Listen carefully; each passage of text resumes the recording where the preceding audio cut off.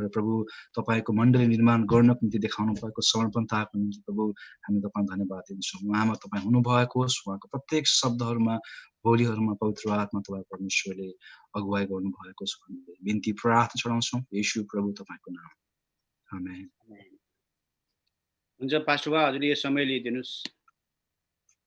हवस्, हुन्छ, धेरै धन्यवाद। मलाई स्क्रिन सेयर गर्ने अनुमति दिनुहोस् अनि त्यसपछि म बिस्तारै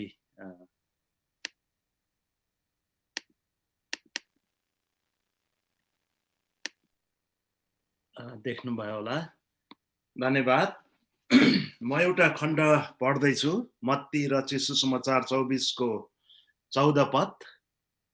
मत्ती रचित सुसमाचार 24 को 14। अनि राज्यको यो सुसमाचार सारा संसारमा सबै जातिहरूको लागि गवाईको निम्ति प्रचार गरिनेछ, त्यसपछि अन्त्य आउनेछ। राज्यको सुसमाचार प्रचार गरिनेछ, त्यसपछि अन्त्य आउनेछ। धन्यवाद। हामीले गत हप्ता ग्रेट कमिसन अथवा मिसनको परिचयात्मक शिक्षा सिकेका थियौँ। प्रभुलाई धेरै धन्यवाद भएको होस्। र हामीले महान आज्ञालाई सधैँ महान नै गरिराख्नु पर्छ र हामीले निराश हुनु पर्दैन, किनकि हामी नेपाली जाति मिसनरी जाति हौँ। हामीले आफ्नो ठाउँबाट भर्मदूर यो छोटो समयमा हामी कलिलो मण्डलीहरू हौँ। वास्तवमा नेपाली मण्डलीहरू एकदमै यङ जवान मण्डलीहरू हौँ, बच्चै छौँ। धेरै अवस्थामा परमेश्वरले हामीलाई चलाइराख्नु भएको छ। संसारभरि विश्वभरि नेपाली जातिलाई परमेश्वरले आशिष दिनुभएको छ। प्रभुलाई महिमा भएको होस्। हामी निरुत्साहित बन्नु परेको छैन।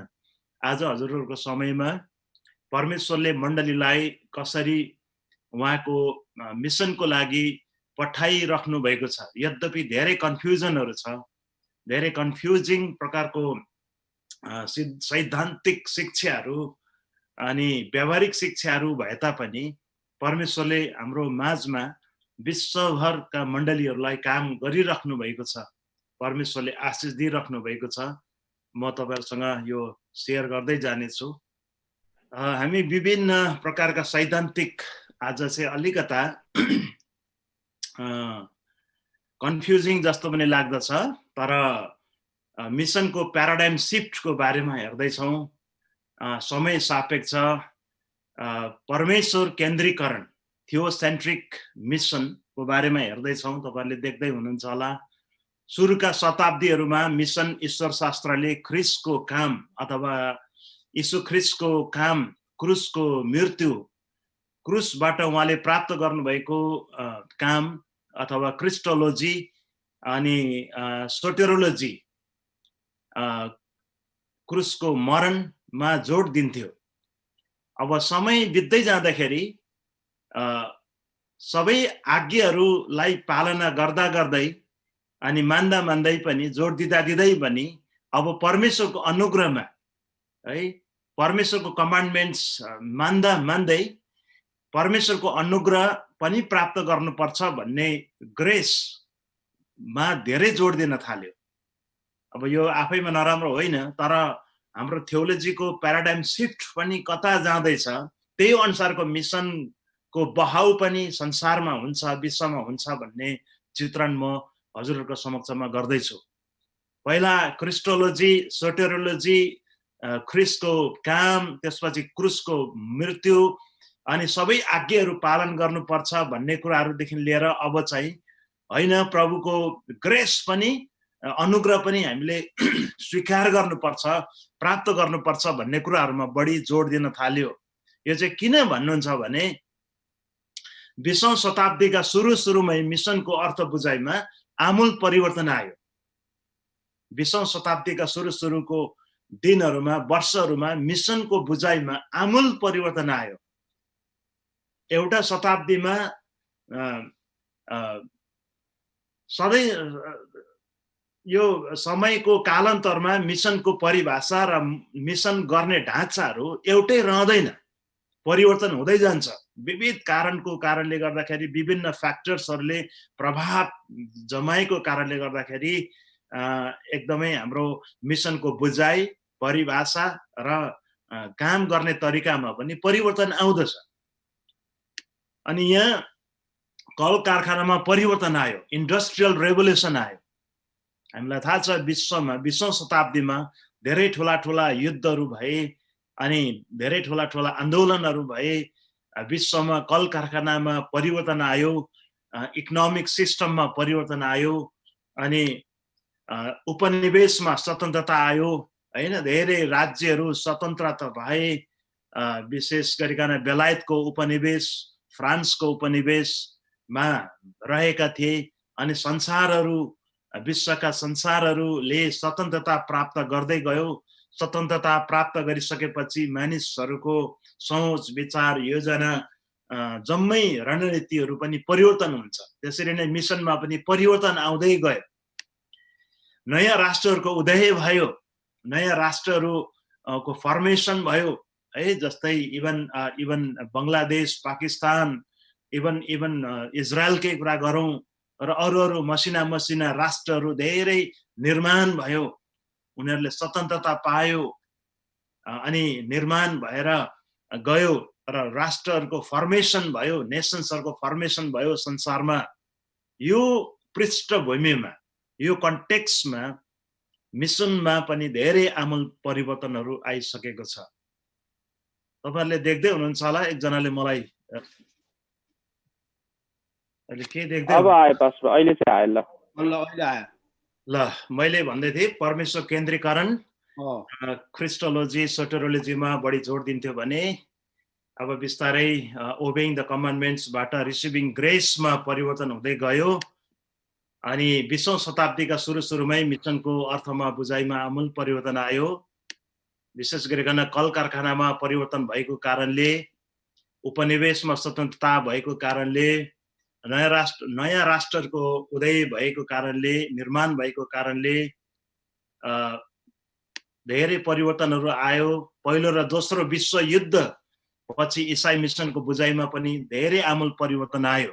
वर्ल्ड वार 1, वर्ल्ड वार 2 को कारणले पनि मानिसहरूमा धेरै सोच, विचार, मिसनमा काम गर्ने तौर तरिका, रणनीतिहरूमा आमूल परिवर्तन आएको थियो। अब 1952 को विलिङ्गन सभाले त्यसै कुरामा जोड दियो कि मिसन भनेको परमेश्वर स्वयंको प्रकृतिद्वारा नै उब्जने कुरा हो। परमेश्वरले मण्डलीलाई मिसनको कामको निम्ति पठाउनुहुन्छ। यो मैले WCC र IMC को मर्ज 1921 मा न्यू दिल्लीको कन्फरेन्सबाट भएको यो इतिहास अर्कै पाटो छ।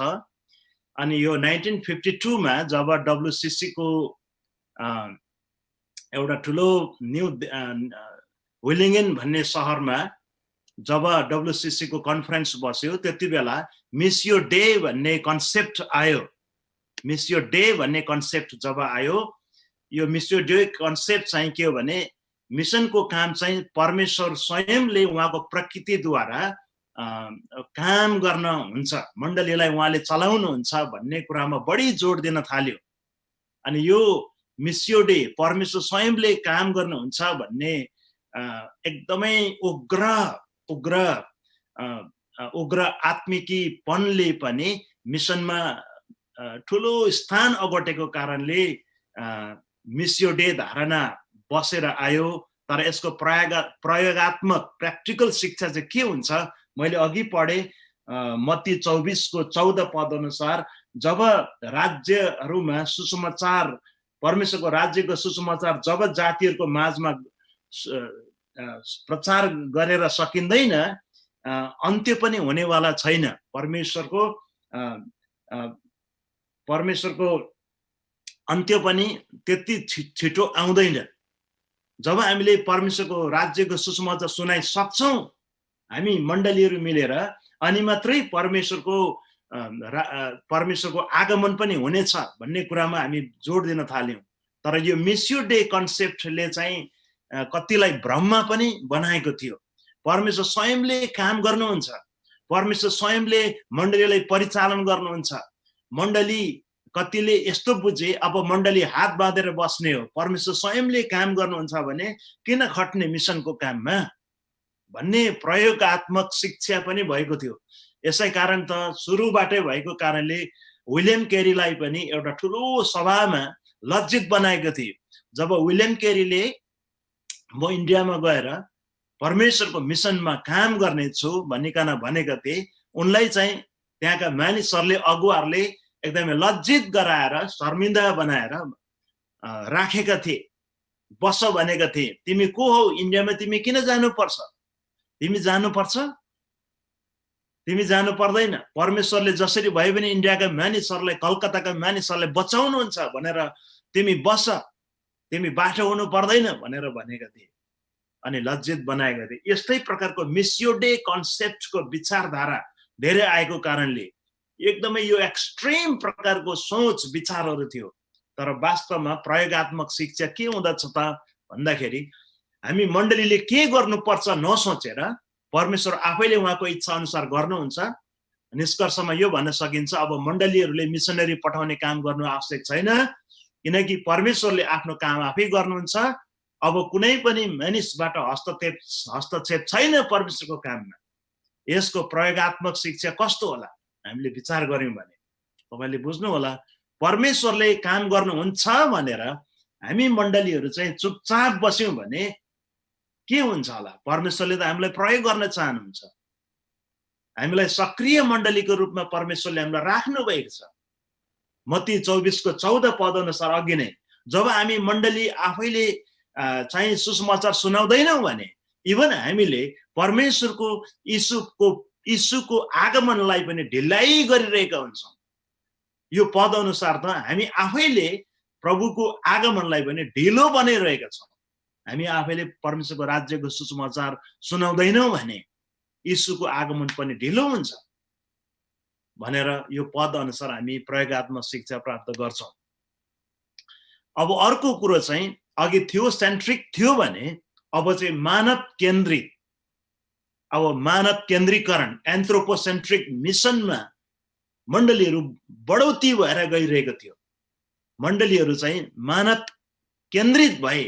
अब नयाँ मिसन विचारधारा अनुसार सामाजिक सुसमाचार सोशल गस्पलले प्रमुख स्थान ओगट्यो। बिस्तारै अघिको नयाँ नयाँ राष्ट्रहरूको निर्माण सँगसँगै world war first, world war सेकेन्डको पश्चात सोशल गस्पलमा धेरै नै मानिसहरू जुट्न थाले, सामाजिक सुसमाचारमा मानिसहरू जुट्न थाले।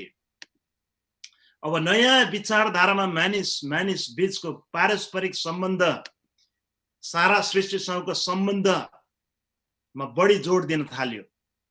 मानिसहरूले अब अघि एन्थ्रोपोसेन्ट्रिक माफ गर्नुहोस् थियोसेन्ट्रिक मिसन मात्रै होइन, परमेश्वर केन्द्रिक मात्रै होइन, अब चाहिँ मानवमुखी मानिसको बीचमा पारस्परिक सम्बन्ध हुनुपर्छ।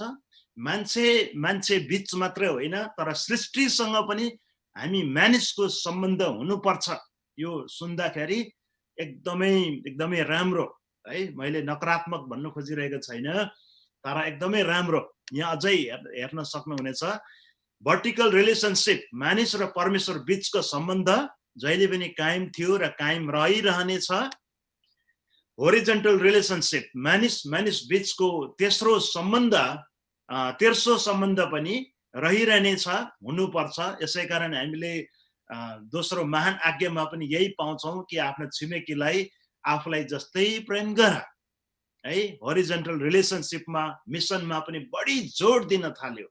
मान्छेलाई केयर गर्नुपर्छ, वास्ता गर्नुपर्छ।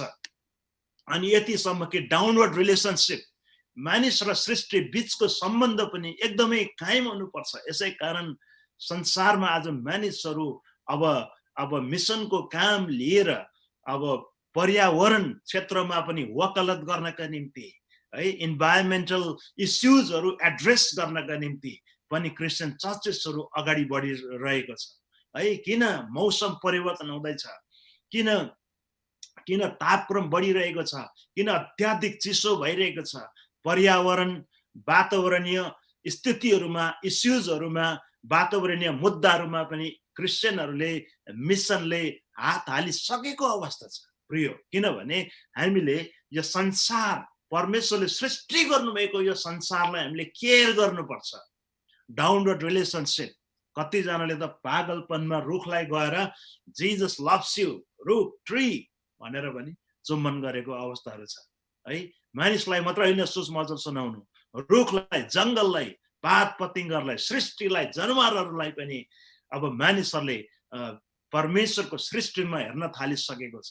मिसनको आयाम डाइमेन्सन चाहिँ परमेश्वरबाट मानिसहरूमा सर्यो, मानिसहरूबाट अब बिस्तारै चाहिँ क्रिएसनमा है डाउन द रिलेसनसिपमा गइरहेको अवस्था छ। हामीले विचार गर्दाखेरि अब आफैमा हामीले बृहत्तर प्रकारले सोच्दाखेरि आफैमा नराम्रो छैन, परमेश्वरको वचन अनुसार छ। तर प्रयोग हामीले गर्दै जाँदाखेरि कता बिर्सी पठाउँछौँ, मिसनको काममा कुन झोला कुन तुमले चाहिँ हामीले बिर्सिरहेका छौँ भन्ने कुराहरू चाहिँ अब हामीले बिस्तारै पत्तो लगाउनु पर्ने कुराहरू हुन्छ। प्रिय, अहिले यस्तो विचार बढेर गयो कि सहनशीलतामा समर्पणता, कमिटमेन्ट टु टलरेन्स है, विशेष गरिकन यी सबै सभाहरूले बिस्तारै क्रमबद्ध रूपमा अब हामीले समर्पण, सहनशीलतामा, सहिष्णुतामा बढी जोड दिनुपर्छ। समाजमा हामी मिलेर बस्नुपर्छ। कुनै पनि धर्मावलम्बीहरू भए तापनि सहनशीलतामा बढी जोड दिनुपर्छ। अब सहनशीलतामा बढी जोड को प्रयोगात्मक शिक्षा के हुन्छ अहिले पछि हेर्नेछौँ। अबको मानिसहरूको अहिले 21औं शताब्दीमा आइसकेपछि मिसनलाई बडो तगारोको रूपमा आएका कन्सेप्टहरू चाहिँ देखिने कन्सेप्टहरू छैन, तर नदेखिने माइन्डसेटहरू छ है, प्याराडाइम सिफ्टहरू छ, थिङ्किङ वर्ल्ड भ्युज दृष्टिकोणहरू परिवर्तन भएको कारणले मिसनको काम गर्नु गाह्रो छ। यी तत्त्वहरू कमिटमेन्ट टु टलरेन्स है, सहिष्णुतामा समर्पणता भइदिएको कारणले अनि खुला दिमाग छ अहिले मानिसहरूको, रिलेटिभिजम है, एकदमै मानिसहरूको दिमाग खुला छ, संकुचित विचार छैन, सबैको आफ्नो विचारधारा राख्न पाउँछ। तर कसैले कसैलाई आफ्ना कुराहरू, आफ्ना विचार, आफ्नो दृष्टिकोण, आफ्नो वर्ल्ड भ्यू लाद्नु, इम्पोज गर्न चाहिँ पाइँदैन भन्ने प्रकारको आज यो प्रकारको संकुचित र यो प्रकारको अप्ठ्यारो सकस स्थितिमा विशेष गरिकन विकसित राष्ट्रहरूमा हामीले मण्डलीहरूले भोगिरहेका छौँ। प्रिय, ओपन माइन्डेडनेस, मानिसहरू खुला दिमागका भएका छन्, मानिसहरूले सोच्न सक्छन्, आफ्नो छिमेकीको मानव सम्मानलाई प्रेम र आदर दिनुपर्छ, love and respect for human dignity of the neighbour. अब यसको चाहिँ अब हामी छिमेकीलाई माया प्रेम गर्छौँ, वास्ता गर्छौँ, तर मिसनमा पनि यो प्रकारका सोचहरू विशेष गरिकन WCC चर्चेसले यस्तो ल्यायो कि love your neighbour, not only love your neighbour but respect their dignity, उनीहरूको धर्म, उनीहरूको आस्थालाई पनि हामीले चाहिँ आदर गर्नुपर्छ, कदर गर्नुपर्छ भन्ने प्रकारको सोच विचार आयो। यसै कारण त मानव अधिकारका कुराहरू बढी प्रस्फोटित भएर बडो सजगताको साथ, बडो तोडका साथ आजको संसारमा आइरहेको छ। यसले मिसनमा वास्तवमै सरफेस लेभलमा सुन्दा कति सुन्दर छ, कति आदरणीय जस्तो देखे तापनि वास्तवमै यीशु ख्रीष्टको सुसमाचार सुनाउनका निम्ति चाहिँ वास्तवमा म भन्दछु धेरै बाधा छ, धेरै अडचन हामीले प्राप्त गरिरहेका छौँ। प्रिय, यो सबै सोचहरू, विचारहरू, उदारवादी सोचहरू, एकदम लिबरल माइन्डसेटहरू है, अति विकसित सोचका यो भ्युजहरू हेर्दा सुन्दा जति मानवीय देखे तापनि वास्तवमा यीशु ख्रीष्टको मिसनको काम, सुसमाचारको काम गर्नको निम्ति चाहिँ मण्डलीलाई आज गाह्रो स्थिति छ है। प्र्याक्टिकल इम्प्लिकेसन के हुन्छ? व्यवहारिक शिक्षा, प्रयोगात्मक यसको शिक्षामा चाहिँ अब सर्वश्रेष्ठ विचार छैन, नो सुपिरियर एटिट्युड है। एउटा छिमेकीले अर्को छिमेकीलाई, एउटा व्यक्तिले अर्को व्यक्तिलाई, अब तिम्रो एटिट्युड, तिम्रो धारणा, तिम्रो सिद्धान्त मेरो भन्दा सुपिरियर छैन. We all are equal. है, you can share, but it is not necessary that I should accept your views भन्ने प्रकारको कुराहरुमा मानिसहरु आज गइसकेको छ. त्यो प्रकारको सोच विचार, त्यो प्रकारको दर्शन शास्त्र मानिसहरुको दिल दिमागमा भएको कारणले सुसमाचारको काम गर्नु विशेष विकसित राष्ट्रहरुमा अहिले धेरै नै गाह्रो अप्ठ्यारो चुनौती छ. प्रियो, अब सर्वश्रेष्ठ विचार छैन, नो सुपिरियर एटिट्युड हुँदा हुँदै धर्म परिवर्तन छैन, नो कन्भर्सन. जसरी हामी परम्परागत ढाँचामा, बिब्लिकल ढाँचामा हामी येशू ख्रीष्टको सुसमाचार सुनाएर मानिसहरूलाई, आम मानिसहरूलाई सुसमाचार सुनाएर उनीहरूको आत्मा जित्ने कामहरू गर्थ्यौं, अब नो परिवर्तन, नो धर्म परिवर्तन, नो आस्था परिवर्तन, नो कन्भर्सन भन्नेमा बिस्तारै मिसनले मोड लिएको अवस्थाहरू पनि थियो. प्रियो, अब पुरानो ढाँचाको प्रचार प्रसार शिक्षा शैलीलाई वार्ताले छेउ लायो है. इभन डब्ल्युसीसीले यतिसम्म डायलग मेथडलाई अगाडि बढायो. डायलग भन्ने बित्तिकै चाहिँ अब वार्तामा हामीले आफ्नो हट छोड्नुपर्छ, एक कदम हामी पछि हट्नुपर्छ. हाम्रो हट अथवा बाइबलको जुन एउटा सिद्धान्त छ, जुन हट छ, त्यो हामीले छोड्नुपर्छ. जबरजस्ती गर्नु हुँदैन, उनीहरूको पनि कुरा खानुपर्छ. मेरो आफ्नो कुरा मात्रै मैले लाद्नु हुँदैन, इम्पोज गर्नु हुँदैन भन्ने शैली डायलगमा आउँदछ है. सबै सर्वधर्म बैठकमा जब हामी जान्छौं, हाम्रा कुराहरू मात्रै राख्न सक्दैनौं. वास्तवमा इभान्जलिजमको अर्थ चाहिँ ग्रीक भाषामा इभान्गेलियन हो. इभान्गेलियनको अर्थ चाहिँ यस्तो हो कि आफू चाहिँ एउटा प्रचारक अग्लो एलिभेटेड ठाउँमा बसेर मुनतिर रहेका मानिसहरूलाई, शिष्यहरूलाई, मानिसहरूलाई कराएर चिच्याएर सुसमाचार कडा से कडा बताउनु पर्छ र मानिसहरूलाई बुझाउनु पर्छ र मानिसहरूले बुझ्न सकेको होस्, ग्रहण गर्न सकेको होस्. एक प्रकारले म इम्पोज त भन्दिन, तर वास्तवमा सुसमाचार सुनाउँदा चाहिँ हामीले हल्का पुश गर्नै पर्छ, मानिसहरूलाई पुश गर्नै पर्छ, बुझाउनै पर्छ, निडरका साथ सुनाउनै पर्छ. सत्यको कुरा, बाटो सत्य र जीवन मै हुँ भन्ने कुरा, exclusive claims of Jesus Christ है, नितान्त यीशु ख्रीष्टको दाबीहरूलाई हामीले मानिसको दिल दिमागमा घुसारिदिनै पर्छ, लगाइदिनै पर्छ.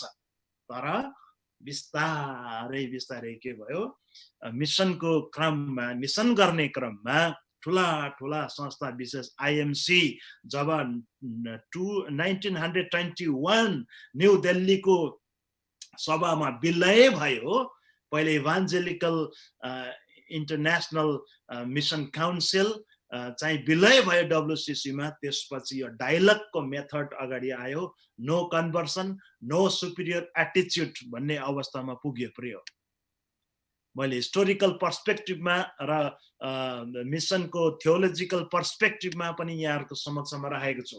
अब मिसनको लक्ष्य मानिसलाई प्रभुमा ल्याउने होइन. यतिसम्म कि रेमन्ड पानिकर भन्नेले दि अनन क्राइस्ट अफ हिन्दुइजम भन्ने एउटा किताब 1900 विशेष गरिकन 1964 मा लेखेका थिए. यो किताबले तहल्का मच्चायो. Raymond Panikkar, the unknown Christ of Hinduism, उनको भनाइ अनुसार चाहिँ के थियो भने अब मिसनको लक्ष्य भनेको मानिसलाई प्रभुमा ल्याउने होइन, तर इभन हिन्दू दाजुभाइहरूलाई, मुस्लिम दाजुभाइहरूलाई, बुद्धिस्ट दाजुभाइहरूलाई झन असल हिन्दू, झन असल बुद्धिस्ट, झन असल मुस्लिम बन्नको निम्ति उत्साह गरिरहेको थियो. You don't have to come to Christian fold to get to accept Jesus Christ. Hindu भित्रै पनि अथवा मुसलमान भित्रै पनि अथवा बुद्धिज्म भित्रै पनि हिन्दुइज्म भित्रै पनि ख्रिस्ट लुकेर बसेको तपाईले त्यतै नै प्राप्त गर्नुहोस्. यता आइरहनु, चर्चमा आइरहनु पर्दैन, क्रिस्चियन फिल्डमा आइरहनु पर्दैन, बाइबल पढिराख्नै पनि पर्दैन, यतिसम्म कि Christ is hidden even in Hinduism, in your scripture. तपाईहरुकै धर्मशास्त्रमा ख्रीष्ट लुकेर छिपेर रहेको छ, त्यतै पत्तो लाउनुस्। बी असल, बी गुड हिन्दू भनेर यी यस्ता स्कलर्सहरुले जोड दिएर यस्ता पुस्तकहरु लेखेका थिए। यस्तो मिसनको विचारधारादेखि हामी जहिले पनि वास्तवमै होशियार हुनु पर्दछ। बाइबल धर्मशास्त्र अलावा मिसनको काम त के है सोच्न पनि हामी सक्दैनौं भनेर अस्ति पनि हेरेका छौं। बाइबल धर्मशास्त्रको अलावा, ख्रीष्टको बानीको अलावा है हामीले कुनै पनि कुराबाट मिसनको आधार प्राप्त गर्न सक्दैनौं प्रिय। यो यस्तो घातक सोच विचार आएको कारणले मिसनको काममा, विशेष गरिकन इभान्जेलिकल मिसनको काममा ठूलो धक्का पुगेको थियो प्रिय। गरीबलाई बढी प्राथमिकता, बाइस टु दी पुअर है, गरीबलाई बढी प्राथमिकता दिन थाल्यो। अब यो नराम्रो भन्न खोजेको होइन, वास्तवमा धर्मशास्त्र बाइबलले पनि गरीब दुखीलाई, निमुखालाई एकदमै प्राथमिकता दिएको कुराहरू हामी पाउँदछौँ। तर यति हटसम्म त होइन। अहिले नयाँ मिसन धारामा बाइबलीय परमेश्वरको दुखी गरीब निमुखाहरू प्रति परमेश्वरको अधिक मात्राको वास्ता र फिक्री छ भन्नमा बढी जोड छ है। गरीबहरू लाचार छन्, गरीबहरूलाई पेल्नेले पाप गर्छन् भन्ने अवस्थाहरूसम्म पनि पुगे मानिसहरू।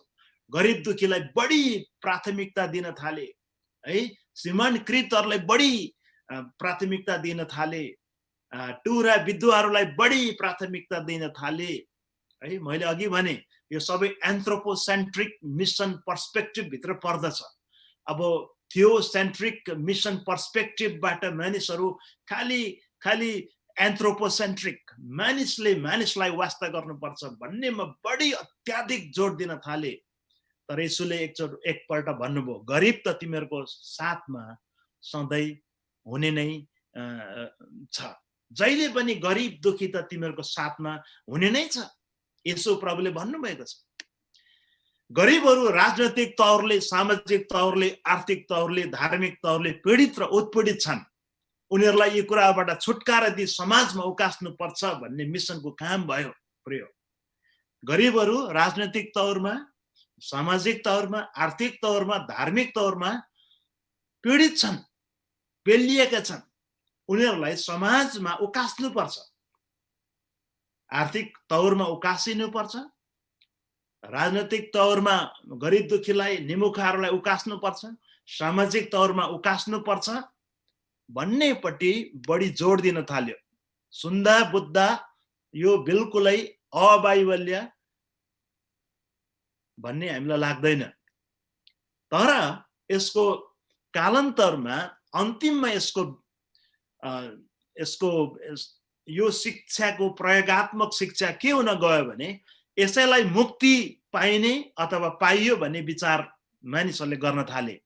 मिसनरिजहरूले के गर्न थाले, जब गरीबलाई राजनीतिक तौरमा उकास्छौं, आर्थिक र सामाजिक तौरमा हामी उकासेर मेन स्ट्रिम समाजमा हामी ल्याउँछौं, मूलधारमा, समाजको मूलधारमा हामी जब ल्याउँछौं, गरीबहरूले मुक्ति पायो भन्न ठाने, गरीबहरूको मुक्ति यही हो भनिकन ठाने।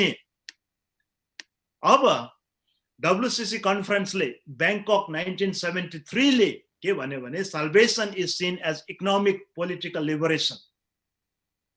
बाइबलको साल्भेसन, बाइबलको मुक्तिलाई इकोनोमिक लिबरेसनसँग जोडिदियो, पोलिटिकल लिबरेसनसँग जोडिदियो।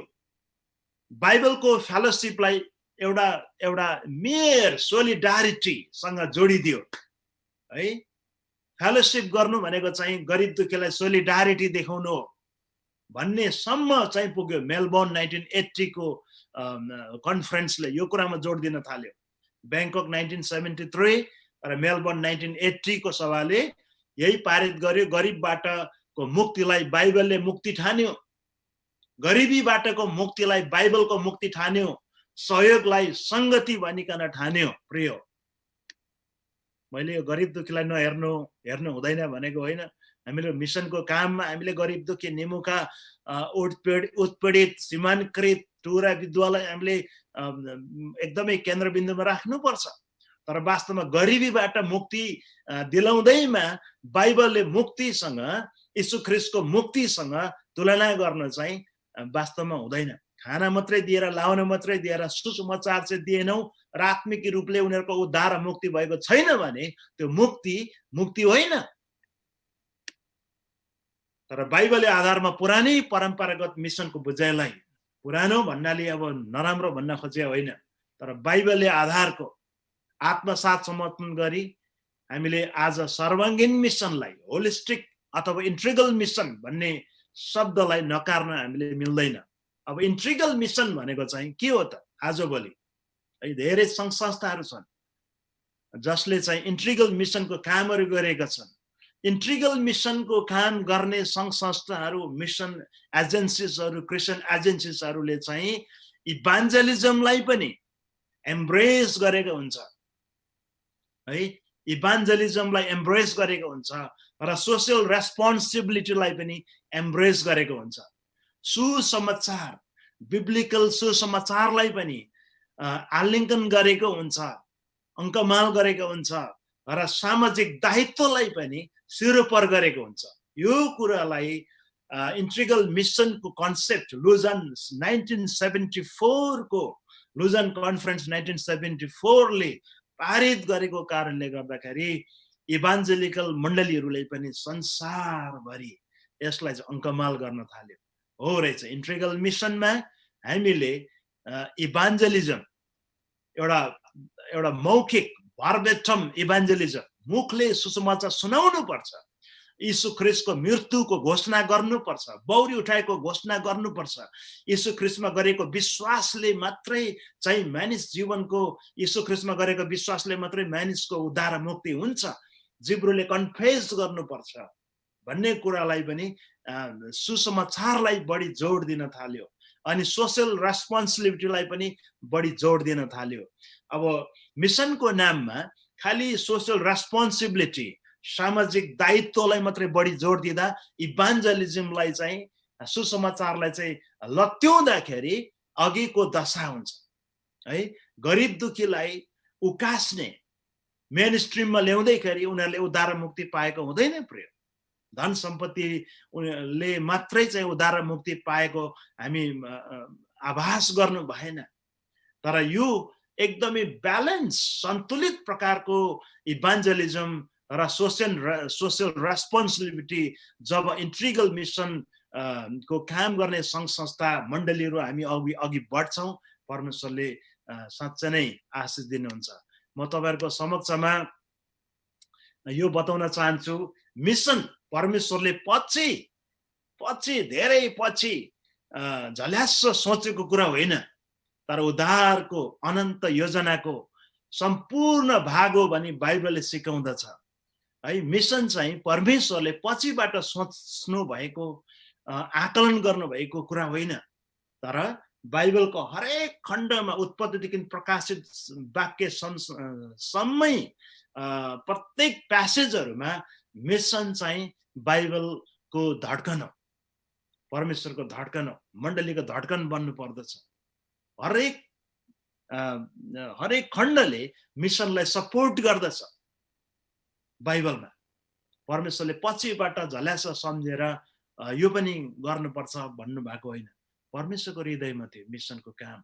हामीले अब विशेष गरिकन त्यहाँ हेमन भाइलाई या पास्टरलाई म हाम्रो आदरणीय दाजु दयारत्नको सानो भिडियो क्लिप्स हामीले भनेका थियौँ, त्यो प्ले गरिदिनु हुन म अनुरोध गर्न पर्यो। म एकछिन अझै मेरो सकेको छैन, म तपाईँहरूको समक्षमा आउने नै वाला छु एकछिन पछि। अहिले सानो भिडियो क्लिप्स हामी हेर्नेछौँ मिसनसँग सम्बन्धित। सुन्दै हुनुहुन्छ भने? मेरो स्क्रिन देख्नुहुन्छ? हजुर, देखिरहेछौँ। हुन्छ, म प्ले गर्छु। र सबैलाई जयमसी। जुन चाहिँ अहिले इन्टरनेसनल लिडरसिप ट्रेनिङ भइरहेको छ, यो साँच्चै सबैको लागि बडा आशिषमय मौका, सबै वर्ल्डको नेपाली स्पिकिङ लिडर्सहरूको लागि ठुलो मौका मैले देखिराखेको छु। म आफै पनि एकदम कन्टिन्युअसली यो ट्रेनिङलाई एटेन्ड गरिरहेको फेसबुक मार्फतमा हेरिरहन्छु। मलाई बडा खुसी लाग्छ। यो हाम्रो मण्डलीहरूको लागि ठुलो खाँचोको कुरो थियो र प्रभु आफ्नो दासहरूसँग बोल्नुभयो र यसरी आज हामीहरूले यति सजिलोसँगले सहज प्रकारले यो बाइबलीय ज्ञानको निम्ति सेमिनारीमा के सिक्नु पाइन्छ त्यो सबै कुराहरू बडा स्पेसियल ढङ्गमा हामीहरूको लागि उपलब्ध गराइदिएकोमा म सबै बाल्टिमोर मण्डली म पास्टर मनोज पास्टर नर्बुहरू सबैजनालाई धेरै धन्यवाद दिन चाहन्छु। एकपल्ट हङकङको यो ग्लोबल समिट हुने बेलामा चाइनिज चर्चहरूले एउटा मिटिङ गरेको थियो र त्यहाँनिर हामी सबैजना बोल्दै थियौँ। अनि पास्टर रोहन कार्केहरूले सबै कुराहरू प्रेजेन्ट गर्दै थिए। अनि त्यो कुरा गर्दाखेरि मलाई सिक्किमको विषयमा भन्न भन्यो। अनि मैले त्यति बेला भने जब हामीले सुरु गरेका थियौँ त्यति बेला प्राय 2%, 2.5%, बेसी भने 3% होला क्रिस्चियन सिक्किममा। जब 99 साल 96 साल 98 सालमा हामीले सुरु गऱ्यौँ त्यति बेला त्यति मात्रै थियो। तर आज प्रभुको अनुग्रहमा हामी सिक्किममा 20% भन्दा बेसी इसाईहरू सिक्किममा हामी पाउन सक्छौँ भनेर भन्दाखेरि त त्यो ग्लोबल समिटमा त्यो मिटिङमा आउने चाइनिजहरूले अलिक त रिसाएर पनि सोध्यो, अनि तिमी के खालको कुरा गर्छौ? हामी यत्रो यहाँ दुनियाँभरको बुद्धि लगाएर आफ्नो रिसोर्सेसहरू लगाएर त सकेको छैनौँ भने तिमीहरूले कसरी त्यत्रो छिटो गर्यो? यो त हुनु नसक्ने कुरा हो भनेर उनीहरूले भने। र त्यसको उत्तरमा मलाई प्रभुले यही देखाउनु भयो, भन्न लगाउनु कि जब हामीहरूले सिक्किमको लागि एउटा सपना प्रभुले दिनुभयो अघि, अनि त्यति बेला हिमकोइको ठुलो होड थियो। हिमकोइको त्यति बेला एकदम हल्ला थियो र हिमकोइमा नै मैले धेरै कुराहरू सिकेँ अघि। त्यति बेलाको च्यालेन्जेसहरूमा gospel to every person and just to every people भनेर भनिएको थियो। त्यसले मलाई सुत्नु दिएन। म यति बिघ्न मैले यही कुरा प्रभु कसरी gospel to every person त हामीले गरिरहेको छौँ हुन्छ, तर church to every people हाम्रो त पिपल ग्रुप छुट्टिने बित्तिकै तामाङ भिन्दै, नेवार भिन्दै, छेत्री भिन्दै यो त हुँदैन प्रभु, यस्तो त गर्नु हुँदैन। हामी त झन् जुटेर गर्नेमा कसरी फुट्ने कुरा त गर्नु हुँदैन भन्ने मेरो चाहिँ मन त्यतापट्टि लागिरह्यो है। मैले ठुलो ग्लोबल जातिलाई चाहिँ नदेखेर मैले मेरै सानो नेपाली भाषी जातिलाई मात्रै देखेर त्यस्तो भयो। अनि प्रभुले यसरी गर्दा गर्दा गर्दा मलाई प्रभुले यस्तो प्रकारले देखाउनु भयो कि gospel to every people and church to every village of Sikkim भन्नुभयो। तो सिक्किममा त्यहाँ सानो मेरो ठाउँ है सिक्किमभित्र church to every village of Sikkim। अनि साँच्चै नै त्यति बेला प्रभुको अनुग्रह भयो। हामीले ठुलो सिक्किमको म्याप बनायौँ।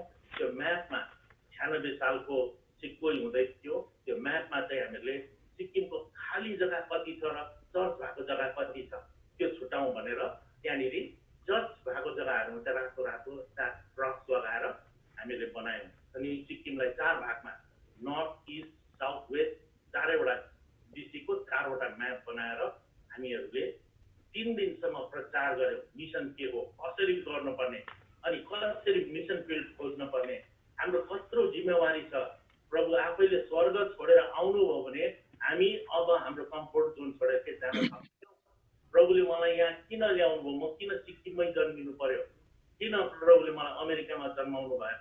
मलाई सिक्किममा जन्माउनुको मतलब सिक्किमभित्र मेरो के जिम्मेवारी छ भनेर हामीहरू त्यति बेला च्यालेन्ज गऱ्यौँ। 3 दिनसम्म च्यालेन्ज गरेर अन्तिम दिनमा त्यो म्यापलाई देखाएर सबैलाई चुनौती दियौँ कि यो म्याप हेर्नुहोस् तपाईँहरूले, यहाँनिर जतिवटा क्रस छ त्यति मात्रै हो गिर्जा भएको। त्यति बेला खाली थियो, कोही ठाउँ मात्रै क्रस थियो अघि। अनि हेर्नुहोस् आज यस्तो खालको अवस्था छ।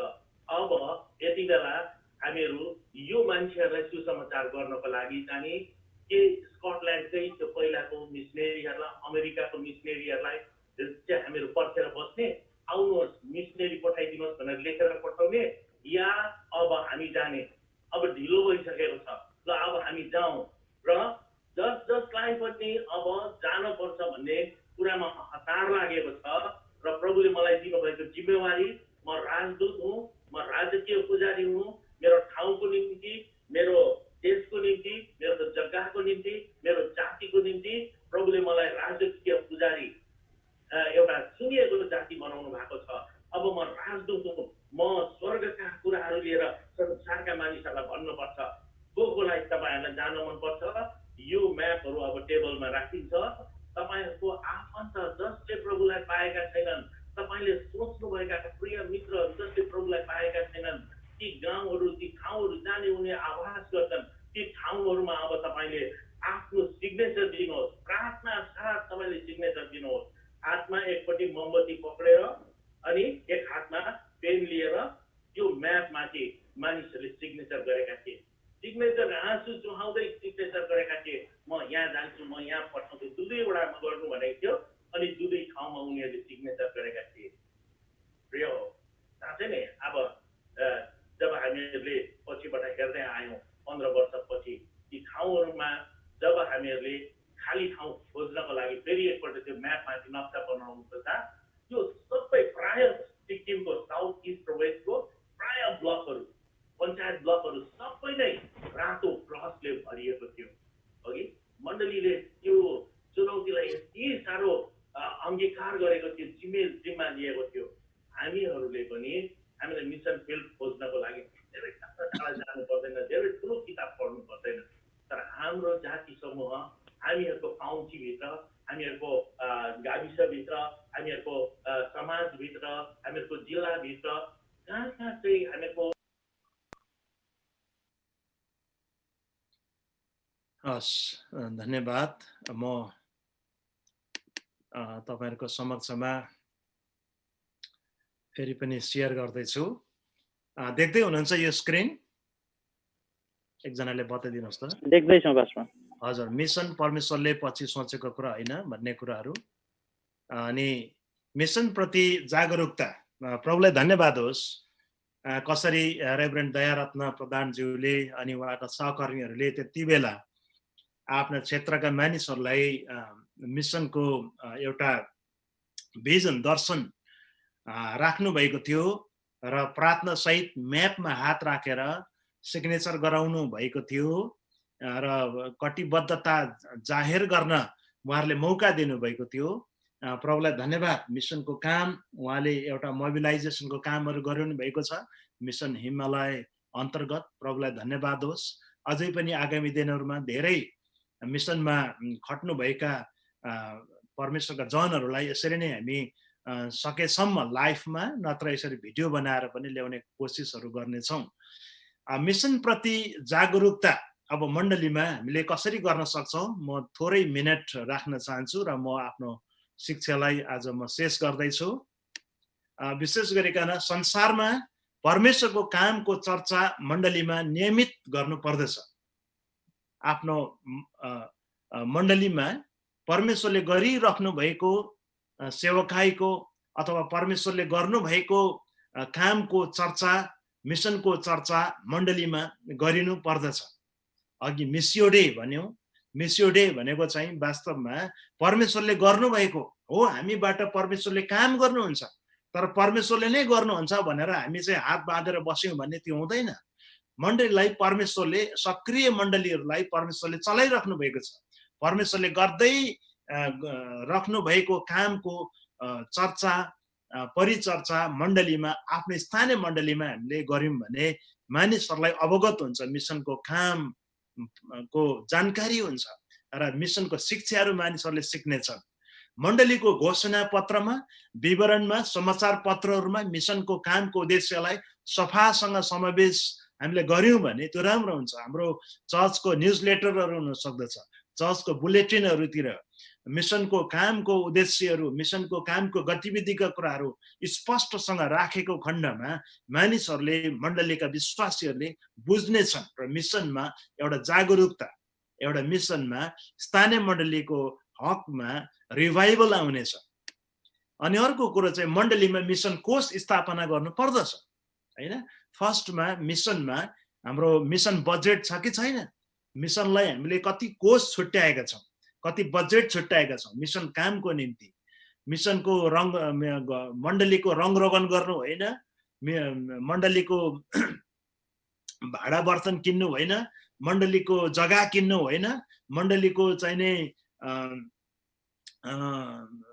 वाद्यवादनहरू किन्न खरिद गर्नको लागि पनि होइन, तर बाहिर मिसनमा दिनको निम्ति, सुसमाचारको निम्ति, पठाउनको निम्ति, मिसनरी खर्चको लागि, सुसमाचार टोली पठाउँदा गर्नुपर्ने खर्चहरू, पर्चाहरू किन्न खरिद गर्नको लागि है, भिजिटमा जानको निम्ति, सुसमाचार टोली पठाउनका निम्ति, अथवा कुनै मिसनरीलाई सपोर्ट गर्नका निम्ति हाम्रो मण्डलीमा कति कोष, कति बजेट, कति रकम हामीले छुट्याएका छौँ, हामीले छुट्याउनु पर्ने हुन्छ। प्रियो, यो कुरामा हामी जोड दिउँ ताकि हामीले मिसनमा काम गरिरहेका हुन्छौँ। परमेश्वरले संसारमा के गरिरहनु भएको छ बाँड्नको निम्ति समय समयमा प्रभावशाली मिसनरी वक्ताहरू मण्डलीमा ल्याउने, मिसनको कामको बारेमा, मिसनको भिजन इम्पार्ट गर्ने टाइपको मिसनरी वक्ताहरू टाइममा मण्डलीमा निमन्त्रणा गर्ने। भर्खरै हामीले हाम्रो मण्डलीमा पास्टर जोना बललाई निमन्त्रणा गर्यौं। उहाँले सुरुवाती दिनहरूमा सिक्किम र कालिम्पोङ क्षेत्रमा कसरी सुसमाचार सुनाउनु भयो, एकदमै आधारभूत प्रकारको, सामान्य सिम्पल प्रकारको उहाँले गर्नुभएको दुःख, मण्डली स्थापना, सुसमाचार सुनाएको, बस्ती बस्तीमा चिया कमानहरूमा गएर ती कथाहरू उहाँले सुनाउनु भयो र मिसनमा मानिसहरू जागरुक हुन्छन्। यसरी मिसनरिजहरूबाट प्रभावकारी वचनहरू, मिसन सम्बन्धी वचनहरू सुन्दाखेरि मानिसहरूमा भिजन इम्पार्ट हुन्छ। प्रिय, समय समयमा मण्डलीको प्रायोजक मिसनरीलाई के भइरहेको छ व्यक्तिगत तौरले लेखाजोखा राख्नुपर्छ। यदि मण्डलीले कुनै पनि मिसनरीलाई हामीले सपोर्ट गर्दैछौँ भने त्यो मिसनमा रहेको मिसनरीलाई कसरी हामीले केयर गर्ने, सपोर्ट दिने, त्यसको लेखाजोखा, त्यसको एकाउन्टेबिलिटी हामीले राख्यौँ भने, मण्डलीमा मानिस छुट्यायौँ भने, बजेट छुट्यायौँ भने, उनलाई गएर भिजिट गर्न सक्यौँ भने, मिसनरीलाई केयर गर्न सक्यौँ भने कति राम्रो हुन्छ। आजको दिन, आज शुक्रबार यता हङकङमा 42 वर्ष सेवकाई गर्नुभएको वृद्ध मिसनरीहरू आज फर्केर आउँदै हुनुहुन्छ। आज म स्वास्थ्य हुनु भने म भरे 3 बजे एयरपोर्टमा जानुपर्ने हो।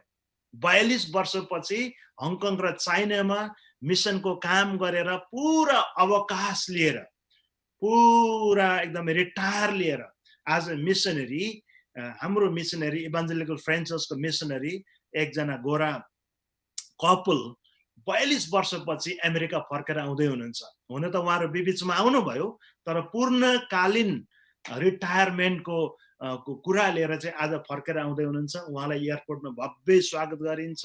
मिसनरीलाई आदर गर्नु, मिसनरिजहरूलाई चाहिने ख्याल गर्नु, फिल्डमा होस् या होम बेस चर्चमा होस्, उहाँहरूलाई स्वागत गर्नु, केयर गर्नु मण्डलीको दायित्व है। र यसरी हामीले मिसनरिजहरूको ख्याल गर्यौँ भने मिसनको काममा तीव्र गतिमा बढोत्ती हुन्छ। स्थानीय र बाहिरतिर भइरहेको मिसनको निश्चित विकासबारे मण्डलीका विश्वासीहरूलाई बताउनु पर्छ। समय समयमा स्थानीय लोकल तौरमा संसारभरि मिसनको कामको गतिविधि भएको कुराहरू विश्वासी जनहरूलाई बताउन सक्यौँ, देखाउन सक्यौँ भिडियोबाट भने मण्डलीमा मिसनसँग सम्बन्धित कुराहरू ताजगी रहन्छ, इन्फर्म हुन्छ। मानिसहरूले दिन्छन्, प्रार्थना गर्छन्। मिसन बारेका पुस्तकहरू जम्मा गरी, पत्र पत्रिकाहरू जम्मा गरिकन पुस्तकालय हामीले विकास गर्न सक्यौँ भने, एउटा सानो लाइब्रेरी, मण्डलीमा सानो लाइब्रेरी मिसनसँग सम्बन्धित पुस्तक, पत्र पत्रिकाहरू ल्याएर राख्न सक्यौँ भने, मिसनरिजहरूको बायोग्राफिजहरू मण्डलीमा राखेर हामीले सानो लाइब्रेरी खडा गरेका छौँ भने मानिसहरूमा उत्साह हुन्छ। मानिसहरूले पढुन्, मिसनरिजहरूको बायोग्राफिजहरू पढुन्। विलियम क्यारी भनेको को, हडसन टेलर भनेको को, डाक्टर लिभिङस्टोन भनेको को भनेर मानिसहरूले पढ्न सकेको होस्, उहाँहरूको जीवनी पढ्न सकेको होस्।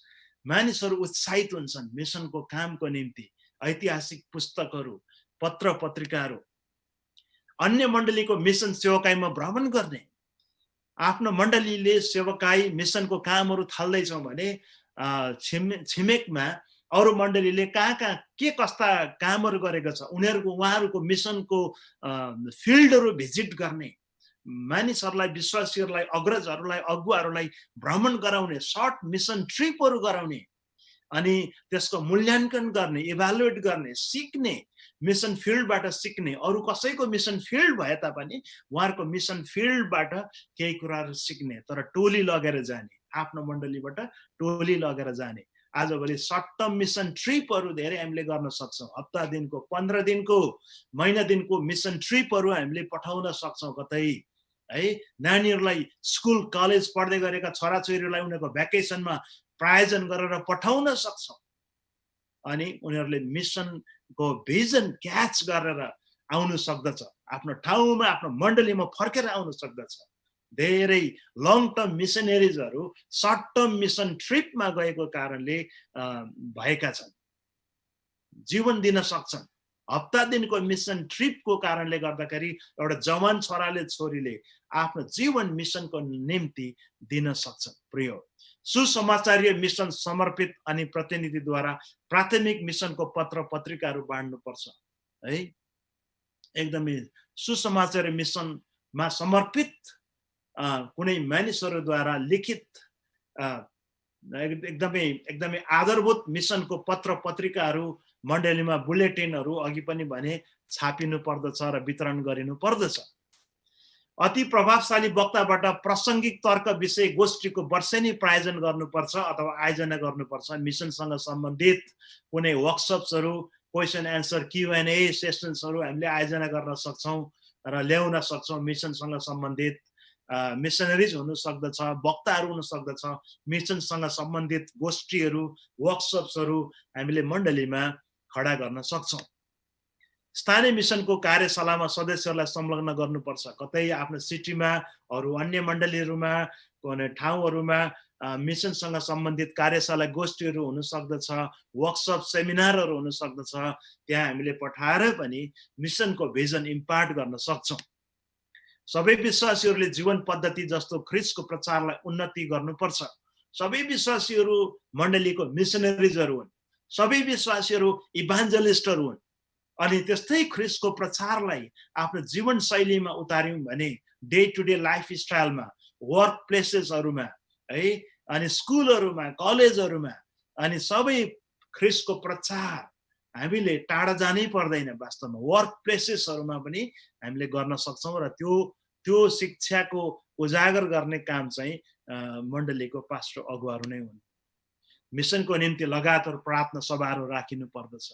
अन्तिममा मिसनको निम्ति नियमित तौरमा प्रार्थना सभाहरू आफ्नो सिटीमा, आफ्नो मण्डली समूहमा हामीले राखेको अवस्थामा परमेश्वरले मिसनको काममा धेरै आशीष दिनुहुन्छ। धेरै धन्यवाद। म यही भन्न चाहन्छु, a church need not to be necessarily a mega church in order to be a missional church. Missional church बन्नको निम्ति एउटा स्थानीय मण्डली ठुलो मेगा चर्च भइराख्नु आवश्यक छैन। मेगा चर्च भएको राम्रो, तर सानै मण्डली भए तापनि सानो एउटा हाउस चर्चले पनि मिसनको काम गर्न सक्दछ। प्रिय, एउटा मिसनल चर्च, मिसनल माइन्डसेट बन्नु सक्दछ एउटा सानो मण्डलीले पनि। प्रभुले यहाँहरूलाई आशीष दिनुभएको छ। यदि मण्डलीमा ख्रिस्ट प्रति मन भएको मनस्थिति छ भने निश्चित रूपमा मिसन प्रति मन भएको मण्डली हुनेछ। यूहन्ना 4को 1 देखि 42 मा यसो ख्रिस्टले सामरी स्त्रीलाई सुसमाचार सुनाउनु भयो। इनारमा भेटेर उहाँले त्यो कन्टेक्स्टमा सामरी स्त्रीलाई सुसमाचार बताउनु भयो। लुका 10 को 1 देखि 24 पद हामीले पढ्यौं भने येशूले 70 जना चेलाहरूलाई 2 जना गरिकन पठाउनु भयो। है, हाम्रो परमेश्वर पठाउने परमेश्वर हुनुहुन्छ। सानो मण्डलीले पठाउन सक्छौं, दिन सक्छौं मिसनको कामको निम्ति। प्रिय, यदि हामीले मिसनको काम गर्न ढिल्यायौं भने अघि हामीले पढेको मत्ती 24 को 14 पद अनुसार इभन ख्रिस्ट प्रभुको आगमन पनि ढिलो हुने रहेछ। येशूको आगमन ढिलो हुनुमा मण्डलीले मिसनको काम, सुसमाचारको काम कुन रफ्तारमा गरेको हुन्छ त्यसमा निर्धारण हुने रहेछ भन्ने कुरा हामीले यहाँबाट प्राप्त गरेका छौँ। प्रभुलाई धेरै धन्यवाद होस्। आज अलिकता तपाईहरुलाई कम्प्लिकेटेड लाग्यो होला, प्रिय तपाईहरुले अलिकति सैद्धान्तिक ऐतिहासिक अलिकति अप्ठ्यारो परिधि मिसनको फ्लो संसारमा कसरी भयो र कसरी हुँदैछ, मनस्थिति कस्तो छ भन्ने बारेमा पनि बुझेका छौँ र अलिकति खिचडी टाइपको भयो। अर्को पालीबाट अब मिसनको अहिलेको तत्कारो अवस्था कस्तो छ संसारमा, त्यो कुराहरू हामीले सहज प्रकारले हेर्नेछौँ। धन्यवाद। तपाईहरुको कुनै जिज्ञासा प्रश्नहरू भए बताइदिनु होला, राखिदिनु होला। प्रभुलाई धन्यवाद होस्। कति बुझ्नु भयो? आज अलिकति गाह्रो छ, सैद्धान्तिक हिसाबले ऐतिहासिक प्रकारले मिसनको काम, मिसनको इतिहास मैले राख्ने प्रयत्न गरेँ। धन्यवाद होस्। हस्, धन्यवाद पास्टर।